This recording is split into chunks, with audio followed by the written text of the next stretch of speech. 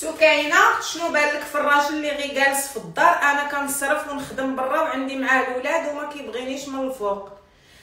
عاد خصك يبغيك. شا يبغي في جد بوك؟ انتي مطيحه الدل على راسك وجالسه كتخدمي وكتصرفي وهو توتيه رديتيه توته، خصو غير البينوار والباندوش. شنو غيبغي فيك يا الويله؟ ركبي الموسطاج وشدي كارو قهوه كحله وجلسي، حيت المسؤوليه ديتيها انتي هزيتيها.